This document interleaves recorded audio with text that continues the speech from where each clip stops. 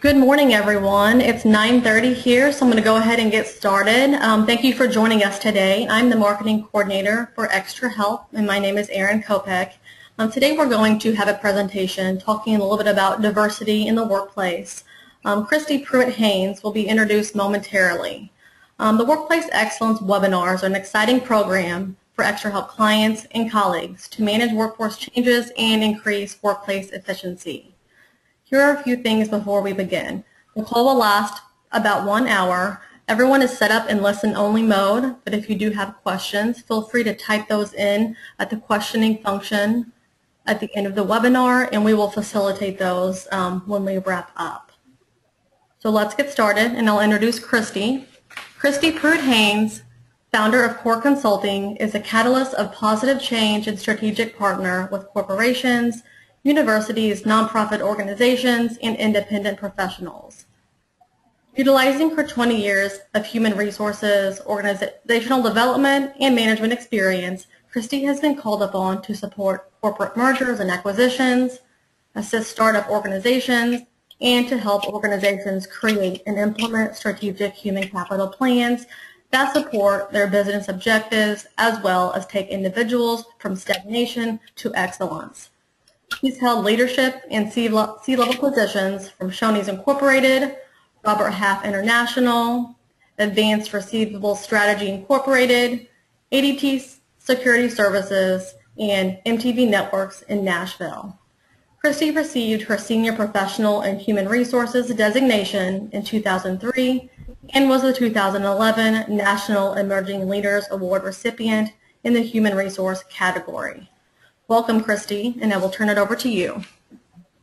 Thank you so much, Erin, and thank you all for being here this morning. What we want to talk about today, as Erin mentioned, is diversity in the workplace. But before we get started, I do just want to say a couple of very quick things. The focus of this seminar is not going to be on things like quotas and some of the things that people sometimes typically think about when they hear the phrase diversity or inclusion or things like that. We're really going to focus on utilizing diversity as one of many tools to make your organization better. So having said that, let's get started. And bear with me as I click through to the slides.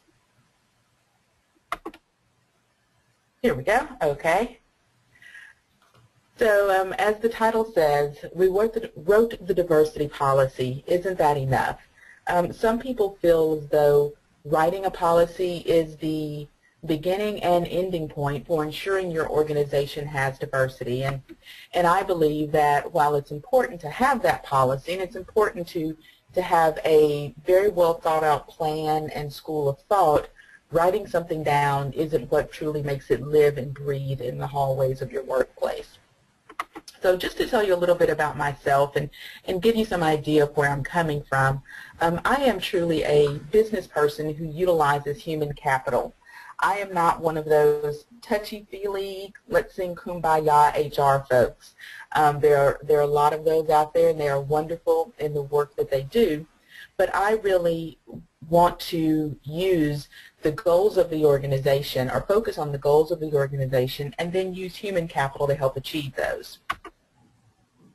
I am, as you will see here, a long list of things: a wife, mother, aunt, daughter, sister, friend, board member, entrepreneur, wine and coffee enthusiast, and karaoke queen, or at least I'm a lot of those things in my mind.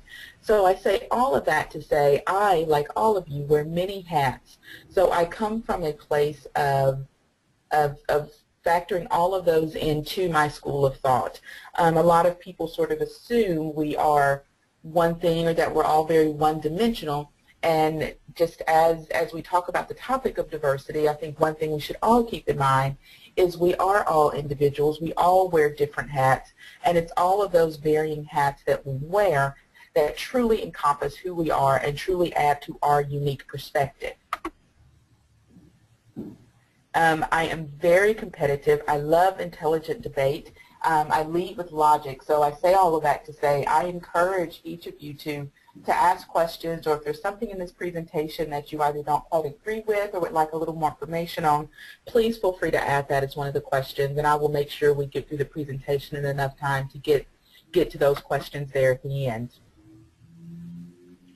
So, what is the purpose of diversity in business? Is it just to check off boxes on a form? That's a part of it, and that compliance piece, the legal part of it, is obviously very important. Is it to make sure that the inside of our company matches our customer base? That also is a part of it, and many people will argue that when the inside of your company matches the outside of your company, you're going to be a little more effective. Is it a way to ensure we get all possible holidays off work? Quick story, I actually had an employee several years ago come to me very adamantly saying, we need to hire more Jewish employees. We need to hire more Jewish employees. And we had a little dialogue about that and asked them very specifically, exactly what are you proposing that I do? Should we now, add that as a requirement to all of our ads? And obviously I was being a little facetious and joking with them, but they were very adamant, and their approach was just very interesting to me. So I finally asked, where is this coming from? Do you feel like there's a problem that I'm not aware of? Are some things and talk going on in the hallway that I need to know about? And at the end of the day, they finally said, true story, this is one of those things you can't make up. That, have you looked at a calendar and see how many holidays they have? That could double my vacation time automatically. So, some people will use any method they can to try and get a couple extra days off work. Having said all of that, and obviously some of that was a little joking, but I believe the goal of diversity and the whole purpose of it is to grow the organization by promoting diversity of thought. Two quotes and two things that I've actually said before. The goal of any organization or any group of people should not be to think and act alike, but to think and act together. And to me, that really distills what diversity of thought and true diversity is all about. We've all heard of things like the notion of groupthink, where you throw 50 people in a room together. Whoever is the most vocal and the most adamant about their opinion will state it very boldly and very loudly, and then slowly but surely you see everybody's head in the room kind of nodding in agreement. They may or may not actually agree. They may or may not actually believe what that person is saying is the best option.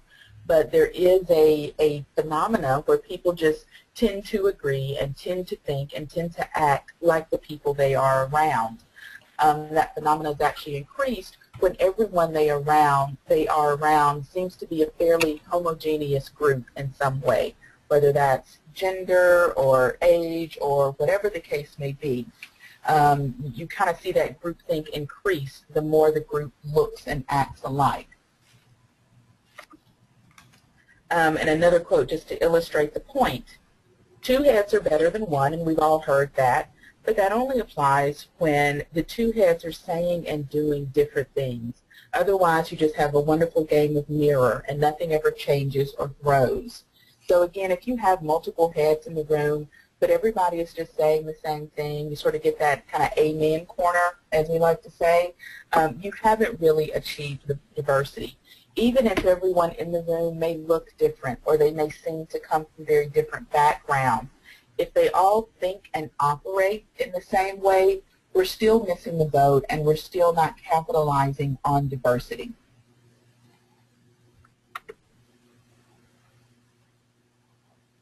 So you all may be saying, that's great, Christy, but how does this diversity of thought thing really grow an organization and really make sure that the company is doing what it needs to do? And products and companies that have mass appeal are able to capture a much larger share of the market. And just to give a quick example, I currently live in Alabama, so obviously the University of Alabama here is huge. That university has multiple majors. They obviously have both genders. They have all races. They have different campuses. They actually have several online classes. So in their course offerings, they have cast as wide of a net as possible. And in doing so, the organization or the university has substantially grown through the years. Their student body numbers have grown, their revenue has grown, and I think most would argue that's the goal of any organization, to continue to grow while you're still maintaining the quality. And they've been able to do that by offering something for everyone. Now, obviously, there's some organizations that are going to be a little more specialized in their product offerings, but even those can find ways to have that mass appeal. Now, if you compare University of Alabama to a school like Mount Holyoke, it's a liberal arts college, so it has very limited majors. It's a women's-only school, wonderful university, wonderful college, and they have, a phenomenal reputation, but they're going for a much smaller segment of our population. So in doing so, they are going to be a little limited in the revenue they can bring in because they're not having that mass appeal. You can compare that to someone like Spelman College, again, another wonderful university in Atlanta. They also have kind of limited majors that they offer, one gender, but that university is also predominantly one race. So they have taken their audience down even smaller by not having that mass appeal. Now, specialization is wonderful, and I'm not saying either of those universities should necessarily change what they do, but as you think about your day-to-day business life, just be very aware of who is it that you're really trying to capture. Do you want to limit yourself to a small audience, or do you want to have a much broader appeal? So let's talk a little bit about how diversity of thought can really help an organization achieve some of its goals. And the first I want to talk about is mission statement success. I'm sure each of your organizations have a mission statement, whether it's written or just understood, and that's sort of the goal of your business. It's the reason you come to work every day. So FedEx Forum, which is the arena in Memphis, Tennessee, where the Memphis Grizzlies play, and they also host several concerts and sporting events and a variety of activities there.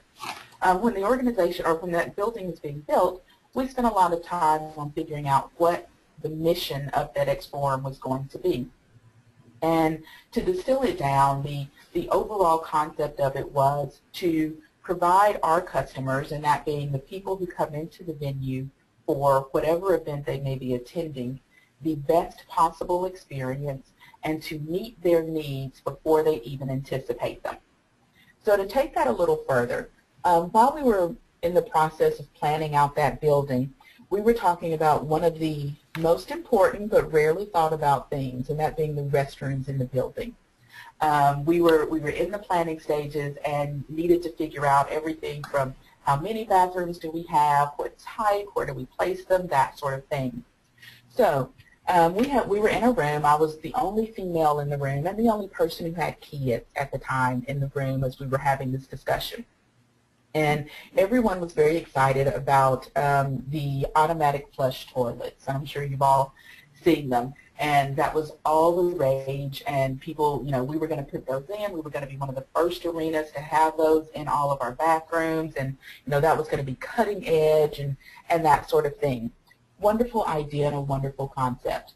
Being the only person who had children at that time, my girls were very small, I said, I've got to throw my hand in the air on this one. Those toilets are fabulous unless you have a small child, because the way they work is a sensor sort of picks up where you're sitting and can tell when you get up. Well, if you have a very small person sitting there, the sensor isn't as accurate and doesn't pick up when they're sitting down. So what typically will happen is you put your small kid up there, they do whatever it is they have to do, but they're wiggling around and they're moving and all of that, and at some point while they are still sitting there, the sensor is going to think they have gotten up and it is going to flush. I can tell you from experience, if you want to terrify a 2-year-old who is in the process of potty training, sit them on the toilet and have it flush while they are still sitting there. They will hop up, they will run out of the stall, and you will have to bribe that child to get them to go back to the bathroom. So that is not something that a person without kids would have thought of. But having gone through that experience, I was able to share that, and what we ended up doing was in our family bathrooms, we put the regular, traditional flush toilets or manual flush toilets. I kid you not, maybe 6 months after the arena opened, we got a letter from a mom who commented on that. And apparently she'd gone to the arena once just by herself and had gone to the regular bathrooms, and then had gone once with her small child, and she noticed the difference. And that is such a small thing, but for her, it helped. And she sent us a letter thanking us for being so proactive, which again goes back to the mission statement of the organization. We anticipated her needs before she even knew it was a need.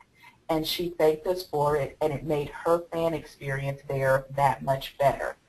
Had that room not had a diverse group in it when we were in the very early planning stages, that wouldn't have happened. And that is no knock on the other people in the room. We had some brilliant minds working on it. But varied life experiences is what allows you to have a different and a new and a unique perspective. So another example, image and marketing. Obviously, every organization is concerned about their public image. Every organization wants to make sure that they are thought of very positively by their current consumers and by potential consumers. So here's an ad and this picture was actually taken in a large retail, and this product, which again, great product, a lot of people use different types of baby carriers. This one was on display. And Twitter, within a couple of days of these products coming out, Twitter and Facebook lit up with consumers complaining. And I'm sure some of you are looking at it and saying, I don't see an issue. You know, there are two different baby carriers. Everything looks great. You know, obviously they have some that are organic, some that aren't. There's no issue here. Well, what some people read into it was that the woman on the left is there by herself, which made some people believe they were implying that black women were typically single mothers, while the couple on the right, a white couple who were there together, and then this wonderful family. There is no part of me that believes that was the message this company was trying to send. There is no part of me that believes this company did this deliberately, and quite honestly, I doubt they even thought about it until there was such a uproar. And it can be argued, and many people can say sometimes consumers are just way too sensitive. However, your image and your company's image is important. It is critical, and that's what drives business and purchasing decisions. So this company, quite honestly, could have saved money and just had one model on each of those. Then they wouldn't have had to pay the second model. Everything would have been the same. No one could have complained. Or they could have put a couple on each of them. Or they could have had one with a single woman, one with a single man. They could have done a lot of things differently. And again, while there was very positive intent, I'm sure the consequence was very negative. Had they had a more diverse group in that room while they were making those packaging decisions, again, a small decision, but it had huge implications. Had the room been more diverse, had several eyes taken a look at their packaging, someone could have potentially thrown that red flag and said, you know what, while unintended, this may be what some people get out of this, so let's rethink it. Again, had there been more diversity, had there been that diversity of thought, they could have avoided the tremendously negative press that they received off of what, you know, by all accounts is probably a wonderful product.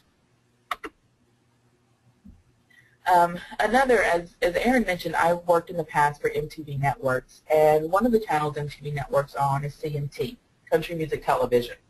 And I happen to be a big country music fan. I think it's one of the best genres of music.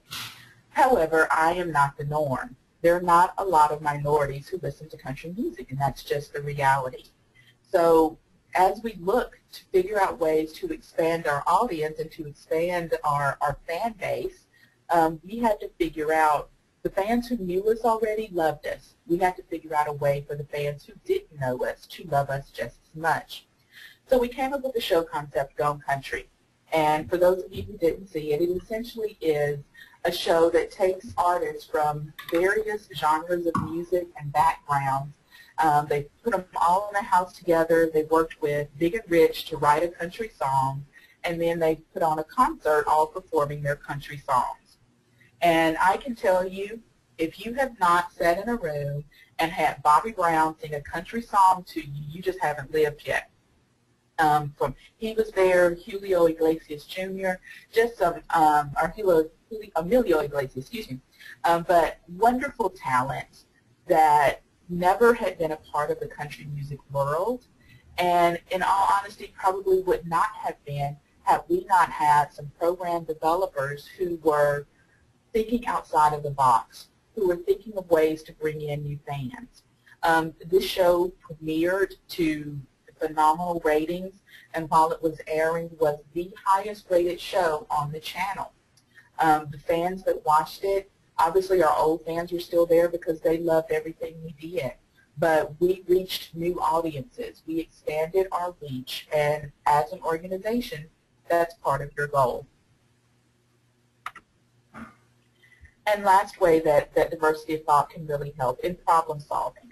I'm not even sure that the show Who Wants to Be a Millionaire still comes on the air, so I may be showing my age a bit by referencing it. But there's a wonderful show, Who Wants to Be a Millionaire, and the gist of it is you have the opportunity to phone a friend if you don't know the answer. So just a quick scenario here. Imagine you're sitting there and you've won $500,000, you're going for the million-dollar question, and have to figure out and how to answer that. You see the question and you have no idea what the answer is. And you have two people on your phone a friend list.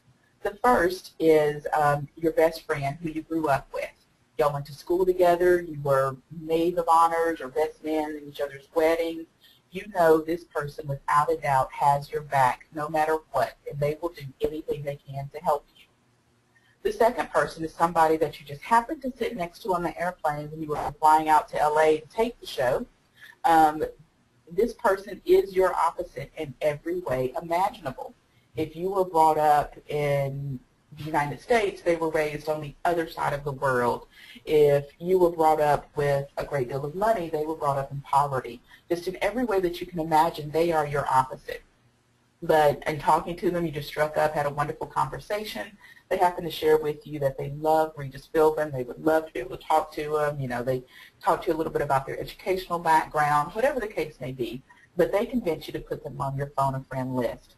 And you're now sitting there staring at a question that you don't know the answer to, and you have to figure out who to call. A lot of people's gut reaction or their first thought is to call their best friend.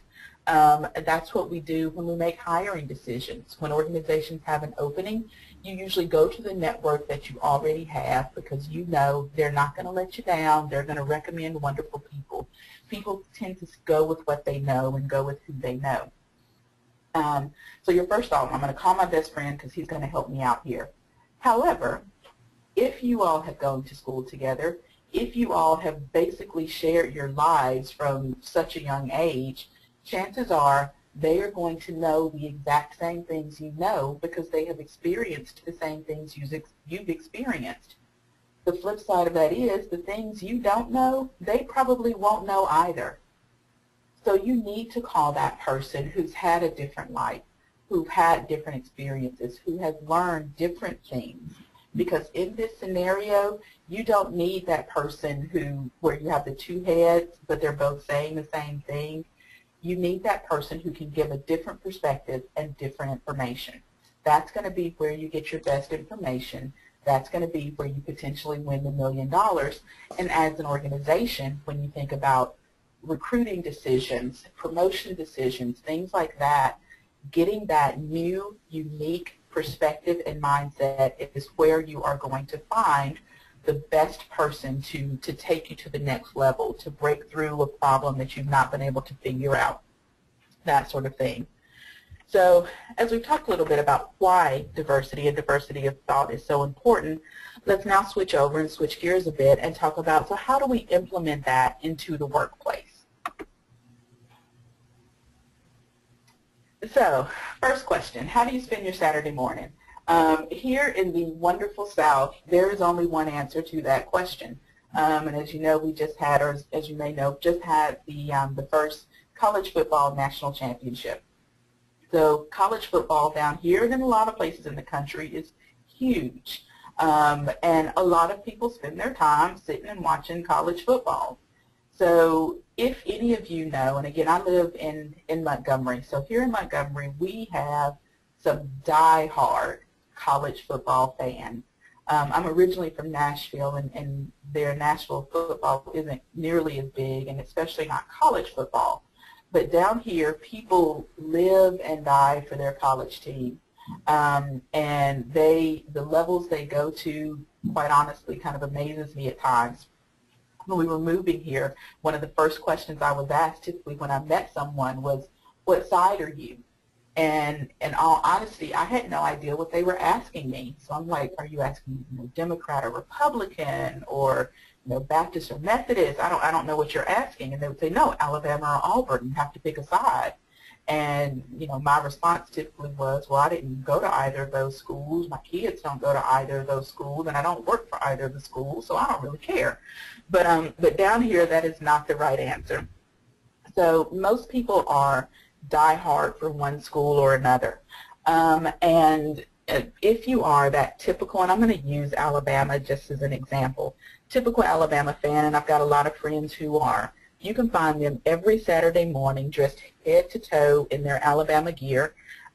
They are usually tailgating, or they're watching the game with other friends or something like that. They start and end every sentence with "Roll Tide." They are truly committed, and they're going to let you know who their team is and why their team is better than everybody else on the face of the earth. So if you go to a tailgate and you're surrounded by a bunch of Alabama fans, I can guarantee by the end of that, somebody's going to lose their voice where they have yelled "Roll Tide" so many times. Somebody is going to do their best to convert you to their team. So if you go there and you, at the end of the day, you say, you know what, I have had a wonderful time here. Thank you for inviting me. It's been great food. I've enjoyed sitting and drinking and talking to you. I've enjoyed hearing you say "Roll Tide" and watching the game and listening to you talk about Nick Saban and all of that wonderful stuff. But I want you to know something. I think enough of you to say, I don't see you as an Alabama fan. I just see you as a college football fan. I can guarantee that person will probably need someone to hold them back to keep them from running and jumping on you. They will be adamant. I am not a college football fan. I am an Alabama fan because they're proud of it. It's a part of their identity. They want to share that with other people. And as they should, people who are a part of something and proud of it, they want to boldly proclaim it, they want other people to know it, and they want to be able to talk about it. So I have heard so many people say, you know what, I just want you to know, I don't see you as black, I just see you as a person. While it is a beautiful concept and I understand the notion of what they're trying to say, what really comes across is who you are doesn't matter to me. A big part of what makes you, you is unimportant. I am going to ignore it, and I am not going to ask you about it, and I am going to assume it doesn't matter. This unique factor about you, this thing that you should be proud of, we are going to pretend it doesn't exist. That's the same thing as saying to that Alabama fan, I'm going to act like you don't like Alabama. I'm just going to say you like all college football. You have taken something that gives them pride away. You have essentially said to that person, I don't want you to bring your whole self to the workplace. I just want you to bring the fact that you're a human, not the fact that you're a person of color, or you're a woman, or you're this, or you're that. I'm going to ignore all of that because it's not important. So any perspective that they have, any idea that they have going forward, they're then going to run it through a filter and say, wait, before I give this idea, is this coming off as too black or too feminine or too this or too that? So some of those new ideas that we already talked about, why they were so essential, they're not going to share them because you have already told them that part of you is not important. So the unique perspective that could have helped the organization has been essentially taken away from them. So the first point and the first thing we want to do is acknowledge the obvious. Acknowledge the whole person, who they are, and encourage them to be themselves. We talked about, when some of those things, when we say we don't see color, you're sending some of those subtle messages. People will essentially stop sharing any innovative and creative ideas because they don't know if it is too much of this or too much of that. So in the workplace, how does this look? First and foremost, you have to have a diverse workplace. The whole concept of I don't see color doesn't work if there's only one color walking through your offices. And the same goes for gender, or socioeconomic status, sexual orientation, place of birth, everything that you can think of that can sometimes be used as a divider. The more of that you have, the more uniqueness you bring to your organization. And ask direct questions. Now, I'm not saying you start a question by saying, as a black woman, what is your opinion of this? But you can say, you know what, I think this idea is great. How do you see it from your perspective? Going back to the two baby carriers, someone could have said, I think this packaging looks great. What do you think of it? And if the person they've gone to is coming from a different background and going to have different answers, they're going to say, you know what, here's the subtle message I'm taking from it. You haven't directly said, I need your perspective as the representative for your entire race. But the more people you ask and the more people whose opinion you invite and the more people you can say, I really want to know what you think and how you feel, the better it's going to be. Implement true brainstorming sessions. It's hard to say. A lot of companies' mission statement will say we're an innovative organization, but if a person gives a new idea and everyone looks at them like they're insane, then that innovation is out the window. That creativity that you so strongly say you wanted is no longer being valued. So you have to really listen to suggestions without judgment. Doesn't mean you're going to do everything someone says, but you're going to give them a voice. Encourage workplace personalization. That's a small one, but it really means a lot. When people's workspace can reflect who they are, it makes a difference. And create diverse teams that review all internal and especially external communications and messages just to make sure you are not unintentionally offending somebody. Well, let's see. Here we go. Oh, sorry about that. I think I skipped ahead. Bear with me as I go back here.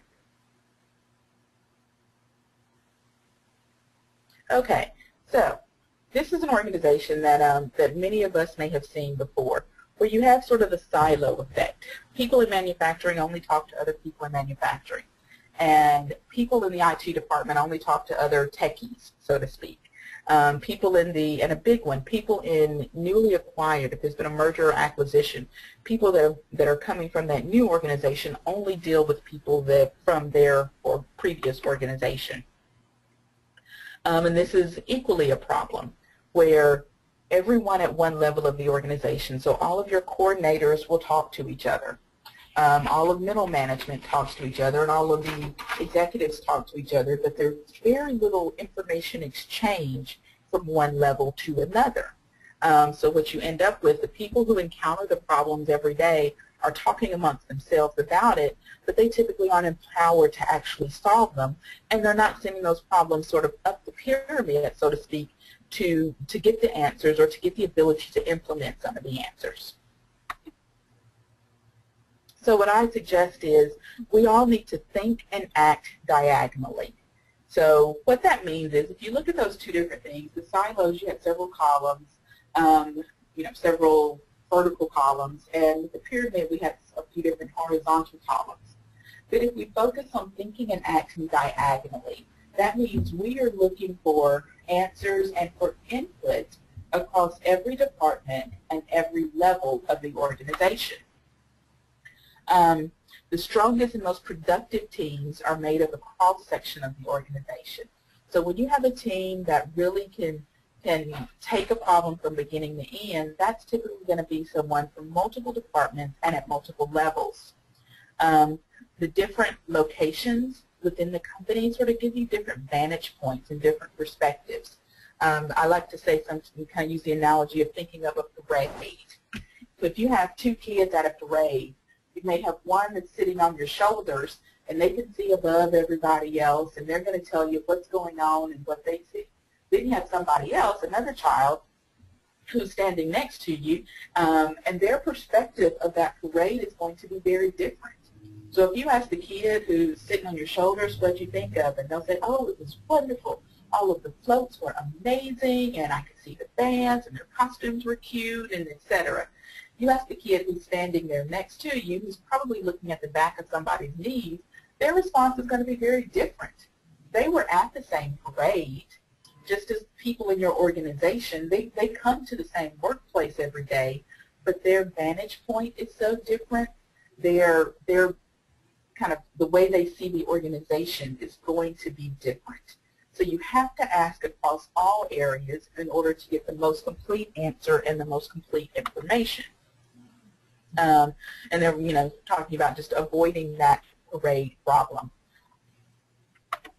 So how do we do this and really implement it in our day-to-day workplace? First, create cross-functional work teams. I propose, and many of you have often, I'm sure, gone to meetings where you sit there and you talk about a problem and you talk about it and you talk about it, and then you set an agenda to talk about it some more at the next meeting, and at that next meeting you review what you talked about at the last one, and it just becomes this big circle of discussion with very little opportunity to change or actually solve anything. One way to eliminate that is to have these cross-functional teams so that all of the discussions and all of your meetings should follow a product as opposed to following a function. So what I mean by that is, if you're having a meeting about, you know, making and selling more widgets, in that meeting you need someone from manufacturing who can talk to you about making them. You need somebody from finance who can tell you how much money you have to put into making them. You need somebody from marketing who's going to tell you this is how we plan on selling it. Somebody from sales, and somebody from customer service who's going to say, well, these are the problems we've been getting from our widgets in the past. When you have that cross-functional team, and when your meeting really follows a product through its inception to its final sale, that's when you have the opinions and the vantage point of the full organization so you can actually work towards some solutions. Encourage internal mentoring and partnering. And I suggest doing this outside of departments. If you have a new employee coming into human resources, pair them up with somebody in finance so they can work together and they can learn what each other does, and they can learn how to work together. Because if your internal customers aren't happy, it's going to be very difficult to make your external customers happy. So the better people within the four walls of your organization understand and respect what each other do, the better they can work together, and they're going to be more efficient and more likely to truly help each other. Push decisions down to the lowest level and concerns up to the highest level. So I'm sure at some point you've had to call a customer service line for something, and you get a customer service representative on the phone and you're telling them whatever the situation is, and the phrase I hate more than anything else is, hold on, I have to transfer you to my manager. Because then you have to go through the whole problem again and tell them what's going on in order to get a solution. Had that customer service rep had the ability, the authority, the knowledge to solve my problem in one phone call, I as a consumer would have been happy. But so many organizations like to kind of push problems up, or push decisions rather, up to the highest level.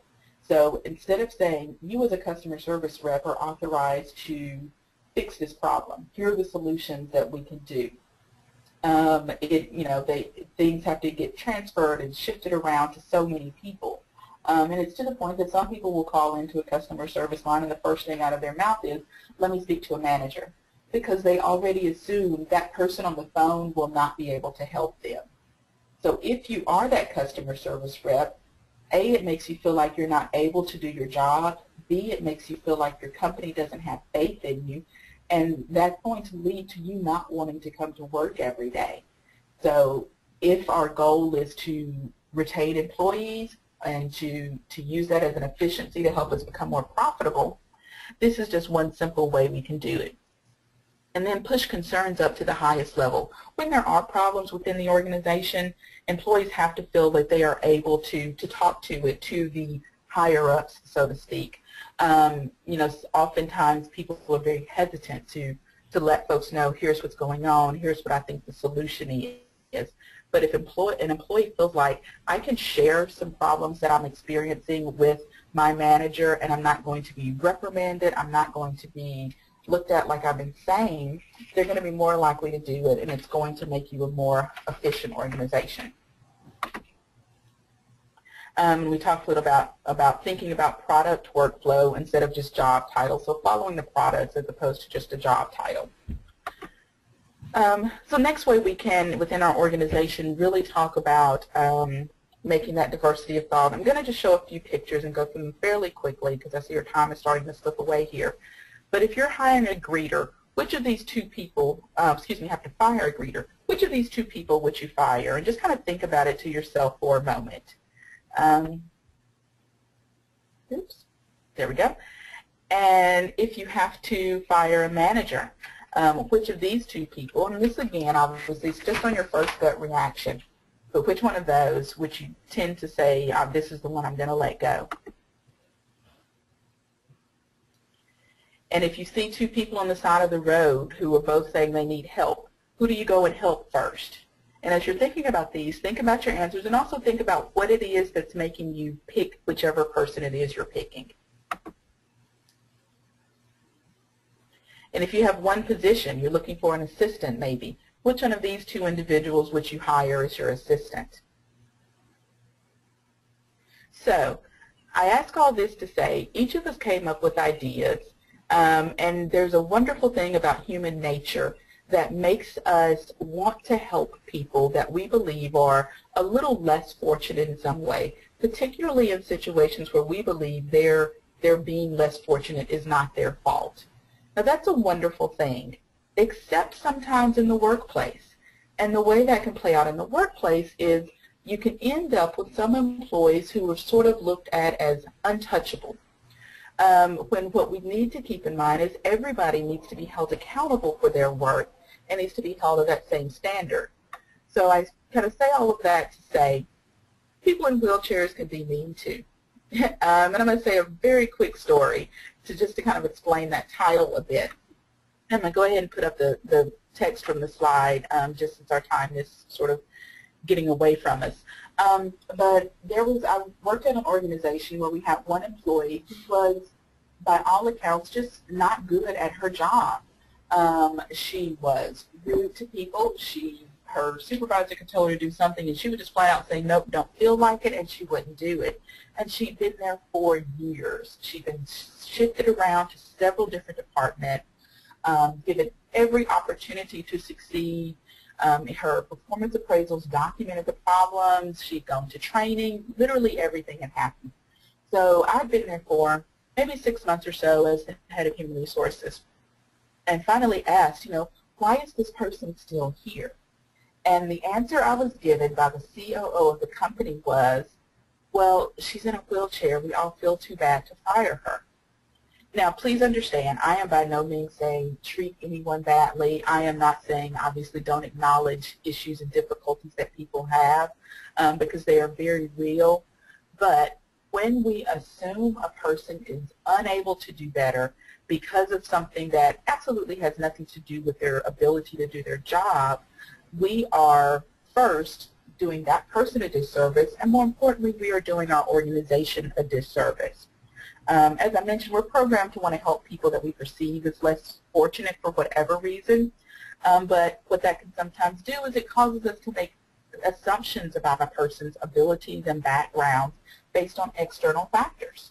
So in this situation, they would not let her go because they felt like she'll never find another job and all of that. And this employee knew that. So she deliberately was not doing her job because she didn't have to.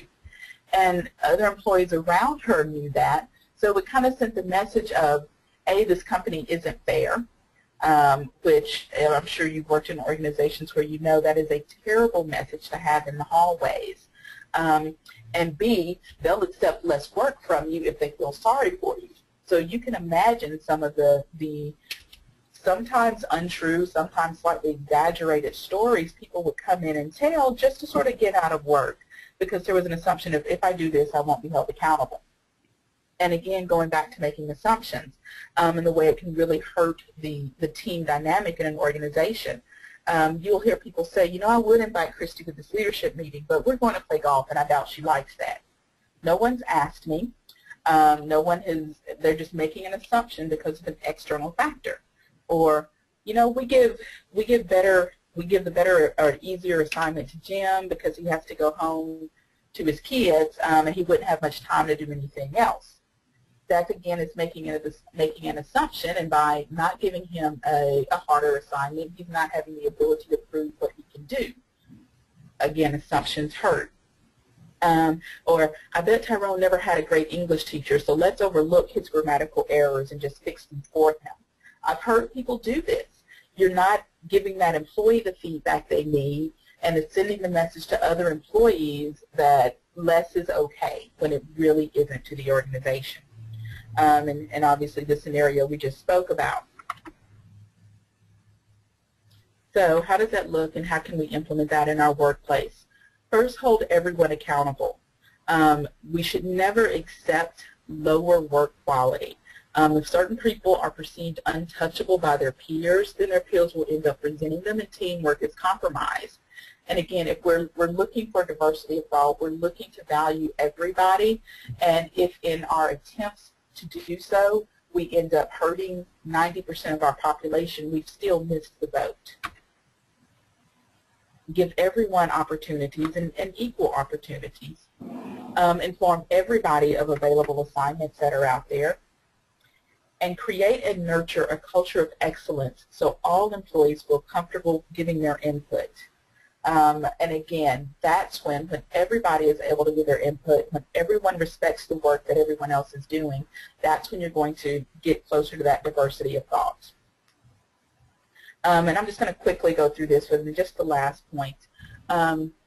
Say you're a new employee and you're getting an invitation to dinner. So I'm going to show 3 different invitations. The first one, you know, Jane, we're so happy you joined our department. We're having a cocktail hour and dinner. Feel free to join us. Now, that sounds pretty nice. An option being, same information as the first. We'd love for you to join us. Make sure you bring your appetite. Is just added on to the end there. And finally, happy you joined our department. Please come to the cocktail hour and dinner. Make sure you bring your family, your appetite, and that world-famous homemade bread we've heard so much about. So of those 3 invitations, which feels more welcoming, which feels more inclusive, and which feels like you're inviting the whole person to come and to show up, and you're taking an interest in who they are as an individual? And I think the last one really does that and captures that in a wonderful way. And by doing that, so of those 3 invitations, with the first one, the person will likely come, but they will quite possibly stand in a corner by themselves and not interact with a lot of people, because the first invitation, while it was very kind, it didn't feel as genuine necessarily, and it didn't feel as personal. With the second invitation, they may say, you know, yeah, I'm going to go and I may speak to the people that I know, but I'm still not going to really branch out and offer my opinion on things. If they start discussing things, I'm going to be a little quieter because I still don't feel like they really want me here.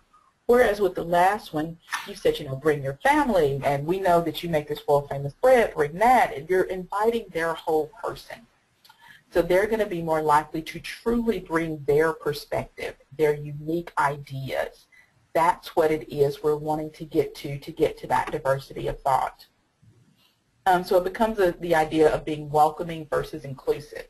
You know, everybody says they want a seat at the table, but if their seat at the table comes with them being asked to not say anything and not share anything, it still doesn't work, and it still isn't getting the new information that you need to get from them.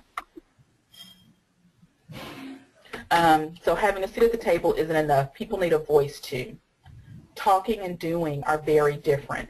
So saying yes, you're welcome is one thing, but saying, really putting that in action and showing that somebody's ideas are welcome is a completely different thing. The culture of your organization is what determines if you're welcoming or inclusive. And really think about what message the culture of your organization sends. This is probably the most important and the easiest change that any organization can implement immediately. We all know, there's somebody that typically will sit in a meeting and never say anything or share their thoughts.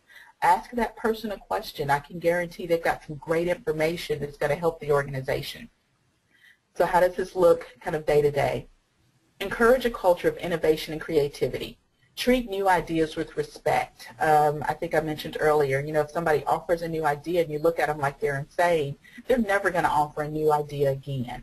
Allow employees to freely express their thoughts and encourage that answers come from the lowest level possible, as we mentioned before with the scenario of getting everyone involved and really having that diagonal line across the organization and making sure every point on that is represented in meetings and in problem-solving sessions.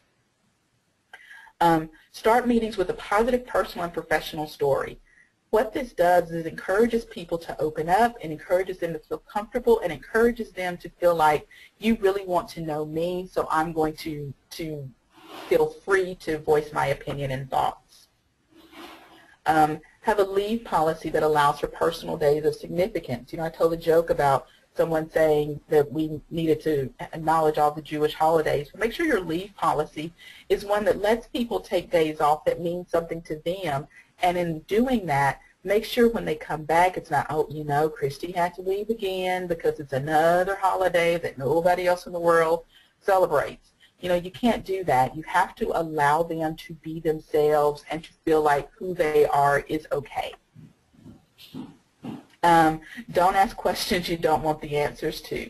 And this is kind of a funny one, but it's true. You really have to think about if you're soliciting information, when a person gives it. So kind of a popular use of this is people sometimes do a culture survey.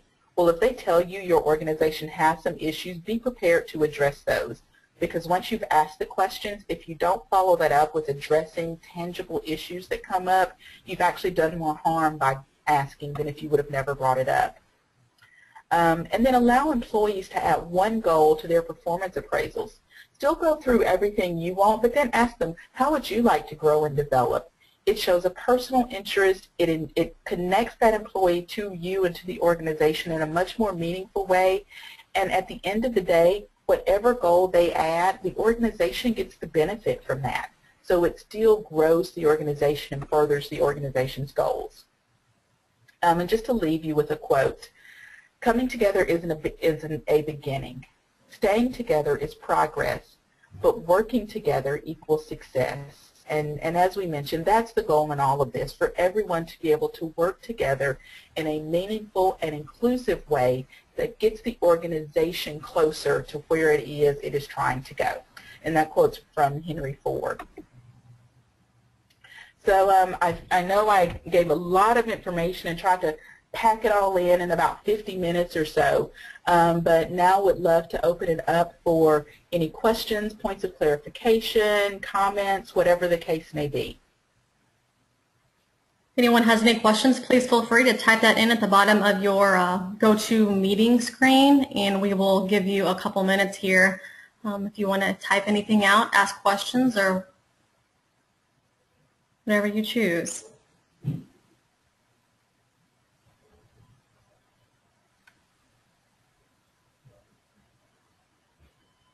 And if you don't ask, I just want to assume everything was perfect.